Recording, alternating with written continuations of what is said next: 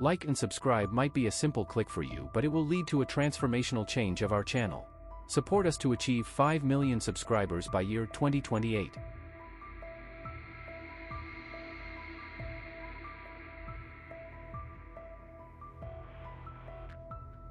The movie begins with a flashback to 1945 at a U.S. prisoner of war camp in Nagasaki, Japan. One of the camp's commanders, Ichiro Yashida, desperately liberates numerous American soldiers who had been captured during World War II.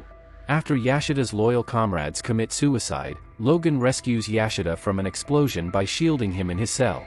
Although Logan is severely burned by the blast, he recovers quickly due to his regenerative powers.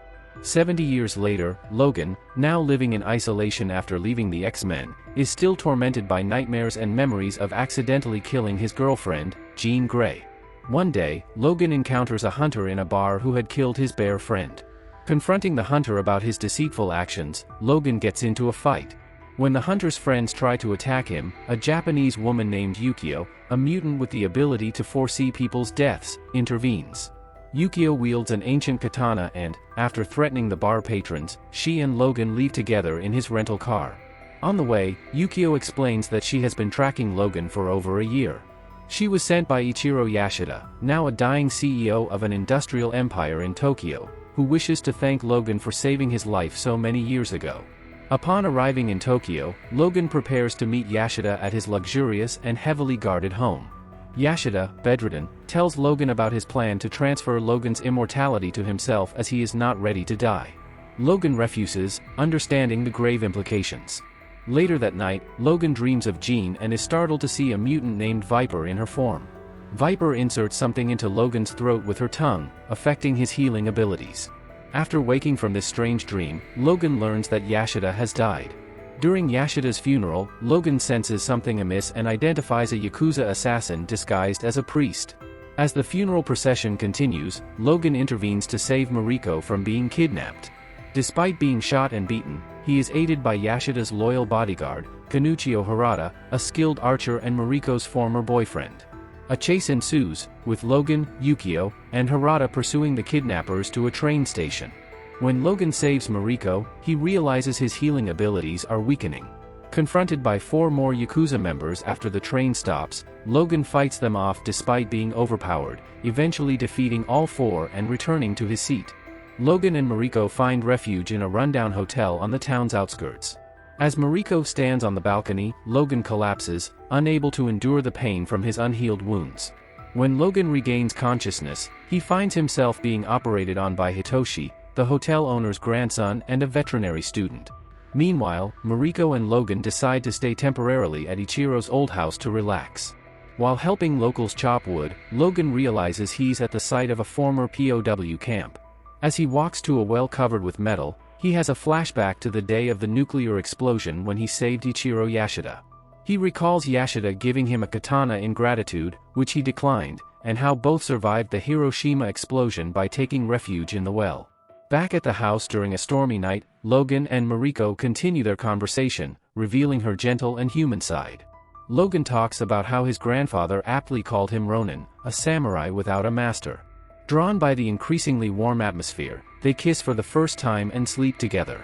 The next morning, Logan wakes up without Mariko by his side and hears her screaming outside.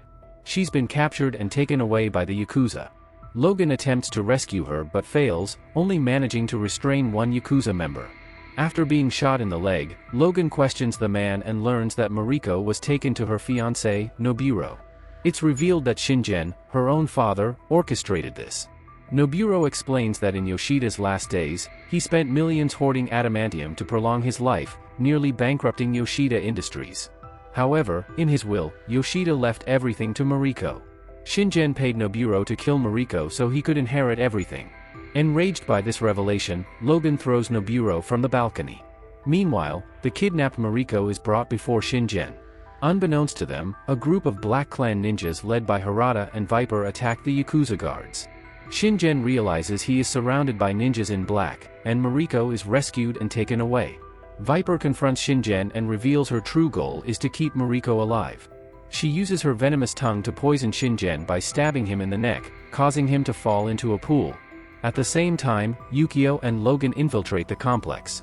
They find a blood-written note on a Yakuza corpse, hinting they should quickly go to Yoshida's birthplace, the location of a research facility built into the mountain. Meanwhile, Shingen rises from the pool, clad in an armored samurai outfit complete with a sword. As Logan turns on the MRI machine to scan his body, he realizes Viper had implanted a parasitic device in his heart days earlier. Despite Yukio's pleas, Logan stubbornly begins to remove the device from his body. As he does so, Shingen, wielding his sword, enters the room. Yukio restrains him while Logan attempts to destroy the device. Logan is momentarily helpless after removing the device, but soon recovers and begins to attack Shingen. Logan, now embracing his identity as Wolverine, slashes Shingen's neck, defeating him. Immediately after, Logan follows Harada and Viper to Yoshida's research center to save Mariko. Upon arrival, Logan is immediately confronted by Harada and his Black Clan ninjas. Logan is bombarded with arrows and collapses after being struck by Harada's poison projectiles. He awakens to find himself restrained to a steel pillar with the Silver Samurai beside him. Viper appears and informs Logan that the Silver Samurai is forged from the adamantium Yoshida has been amassing. Overcome with emotion, Logan's metal claws extend.